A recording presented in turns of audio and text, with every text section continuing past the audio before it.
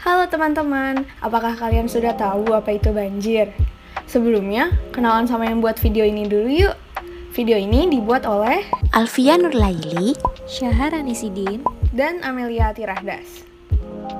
Video ini dibuat untuk memenuhi tugas mata kuliah Manajemen Pangan Darurat dengan dosen pengampu Profesor Dr. Denny Nugroho Sugianto, STMSI. Teman-teman pasti sudah sering mendengar kata banjir kan? Tapi, apa teman-teman sudah tahu apa itu banjir?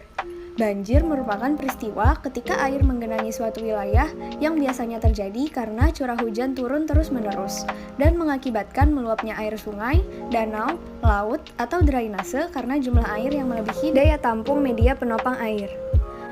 Banjir menjadi suatu rutinitas yang terjadi dari tahun ke tahun tanpa mengenal tempat dan siapa yang menghuni tempat tersebut. Bencana banjir tidak dapat dihindari, tetapi dapat diminimalisir dampaknya dengan cara penanggulangan terhadap banjir. Banjir merupakan suatu masalah yang sampai saat ini masih perlu penanganan khusus dari berbagai pihak, baik dari pemerintah maupun masyarakat. Banjir seringkali menjadi masalah bagi sebagian masyarakat, terutama masyarakat yang tinggal di daerah dataran rendah maupun di bantaran sungai. Sebagian warga ada yang sudah mengetahui bagaimana cara menyelamatkan diri ketika banjir datang secara tiba-tiba. Bagi masyarakat yang belum tahu bagaimana cara menghadapi banjir, bisa tonton terus video ini. Jangan lupa like-nya ya. Kita harus tahu dulu nih, apa sih yang dapat menyebabkan banjir? Ada dua yang dapat menyebabkan banjir, yaitu alamiah dan juga ulah manusia.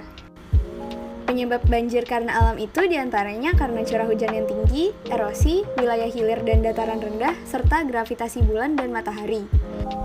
Sedangkan penyebab banjir dari ulah manusia itu karena adanya penggundulan hutan, pembukaan lahan, merusak daerah aliran sungai, efek rumah kaca, serta pembuangan sampah sembarangan. Lalu, apa sih yang bisa kita lakukan untuk mencegah terjadinya banjir? Yang pertama, jaga lingkungan sekitar. Jangan jadikan sungai atau selokan sebagai tempat pembuangan sampah. Yang kedua, lakukan program tebang pilih dan reboisasi. Tanam tunas pohon baru setelah menebang pohon berkayu untuk regenerasi hutan. Yang ketiga, buat sumur resapan. Hal ini bermaksud agar air hujan lebih mudah diserap oleh tanah. Yang keempat, hindari membangun rumah di pinggir sungai. Hal ini berpotensi membahayakan pemilik rumah saat debit air melonjak. Yang kelima, rutin bersihkan saluran air. Bersihkan dan perbaiki saluran air secara berkala agar tidak tersumbat. tahu nggak sih teman-teman bahwa banjir itu ternyata berdampak loh pada kehidupan kita? Dampak banjir itu sendiri mempengaruhi kondisi sosial masyarakat dan kondisi ekonomi masyarakat. Pada kondisi sosial masyarakat, banjir akan berdampak pada berbagai aspek. Untuk aspek yang pertama adalah kesehatan, di mana saat banjir masyarakat rentan terkena penyakit kulit akibat genangan air, dan pusat kesehatan juga ditutup untuk sementara. Untuk aspek yang kedua adalah pendidikan, di mana saat banjir, pelajar dan guru sulit untuk mengakses jalan ke sekolah karena tidak mendukung. Selain itu, gedung dan sarana prasarana sekolah tidak memungkinkan untuk melakukan belajar dan pembelajaran. Aspek yang ketiga adalah kondisi rumah. Rumah mengalami kerusakan atap, dinding, lantai, dan kamar mandi, terutama rumah yang terbuat dari kayu. Dampak banjir terhadap kondisi ekonomi masyarakat. Aspek yang pertama yaitu perdagangan. Banjir dapat menyebabkan pasokan bahan baku, bahan makanan, dan produk jadi menjadi tidak lancar. Sektor perdagangan besar hingga retail juga terganggu karena jalur distribusi yang tersendat. Pasokan yang tersendat tersebut dapat menimbulkan naiknya harga barang di pasar secara signifikan. Aspek yang kedua yaitu mata pencaharian. Banjir menyebabkan kepala keluarga mengalami hambatan untuk bekerja. Aspek yang ketiga yaitu pendapatan.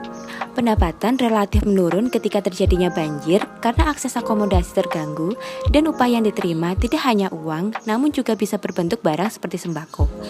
Gaji juga diterima masyarakat dengan waktu yang tidak tertentu. Untuk aspek yang keempat yaitu barang berharga. Banyak yang mengalami kehilangan dan kerusakan harta benda serta surat-surat berharga lainnya akibat dari genangan air banjir. Nah, teman-teman gak perlu takut dan panik jika bencana banjir datang ya. Di sini kami akan memberikan tips and trik agar teman-teman semua siaga saat banjir. Untuk prabencana banjir, teman-teman dapat mengikuti sosialisasi dan pelatihan yang diadakan kepada masyarakat yang tinggal di daerah rawan banjir dalam menghadapi banjir. Teman-teman dapat membersihkan saluran pembuangan limbah cair rumah tangga seperti got atau sungai kecil, membuat SOP bencana banjir di lingkup RT atau RW, dan menyiapkan perlengkapan yang relevan dengan bencana banjir. Saat terjadi bencana banjir, teman-teman dapat memantau perkembangan cuaca di tempat kejadian. Teman-teman yang terkena banjir dihimbau menjaga kesehatan agar tidak menambah korban banjir. Teman-teman jangan panik dan berusaha untuk bisa menyelamatkan diri. Bila hujan tidak berhenti dan lebat, teman-teman perlu ke tempat yang lebih tinggi dan aman sesuai informasi dari aparat setempat. Teman-teman juga dapat membantu bagi mereka yang membutuhkan tempat tinggal. Teman-teman semuanya harus bijak dalam menggunakan air bersih. Bila memungkinkan, selamatkan dokumen-dokumen penting. Berhati-hatilah dengan kabel listrik yang masih dialiri listrik. Bila terjebak di banjir dan di dalam bangunan, sebisa mungkin mengambil benda yang mengapung agar tidak tenggelam. Setelah banjir, teman-teman dapat membersihkan tempat tinggal dan lingkungan yang terkena banjir, memeriksa ketersediaan air bersih, memperbaiki jamban dan saluran pembuangan air limbah, menjaga sistem pembuangan air dan limbah agar tetap bersih dan tidak kotor ataupun tersumbat, tidak menggunakan air secara semena-mena, menjauhkan kabel listrik agar tidak terjadi kejadian yang tidak diinginkan, menghindari wilayah yang sudah rusak seperti bangunan yang sudah tidak layak pakai, dan memberikan bantuan kepada yang membutuhkan seperti tempat tinggal, obat, makanan, dan pakaian. Kemudian, sebagai ahli gizi, apa sih yang dapat kita lakukan dalam penanggulangan bencana banjir? Ahli gizi dibutuhkan dalam pemenuhan gizi dan kesehatan, serta memberikan pertolongan berupa pemberian asupan atau makanan yang dapat memenuhi kebutuhan gizi korban atau masyarakat yang berada di area bencana, terutama pada kelompok prioritas seperti ibu hamil, lansia, ibu menyusui, anak-anak, maupun balita. Kegiatan prabencana dilakukan sebagai antisipasi dan mengurangi risiko dampak bencana. Kegiatannya antara lain sosialisasi dan pelatihan petugas, seperti manajemen gizi bencana, penyusunan rencana kegiatan gizi, konseling, pengumpulan data awal daerah rentan bencana, pendampingan petugas, dan lain-lain. Sedangkan pada kegiatan pasca bencana yang dilakukan adalah melakukan pemantauan dan evaluasi sebagai bagian surveillance untuk mengetahui kebutuhan yang diperlukan dan melaksanakan kegiatan pembinaan gizi sebagai tindak lanjut atau respon dari informasi yang diperoleh. Pembinaan gizi yang dapat dilakukan seperti memberikan pendidikan gizi bagi masyarakat, pemberian makanan tambahan bagi anak-anak, khususnya balita sesuai dengan pemberian makanan bayi dan anak dan usia rentan.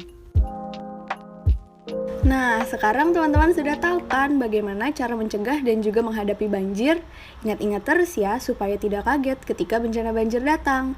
Terima kasih sudah menonton video ini, semoga bermanfaat dan jangan lupa like dan komennya. See you next time!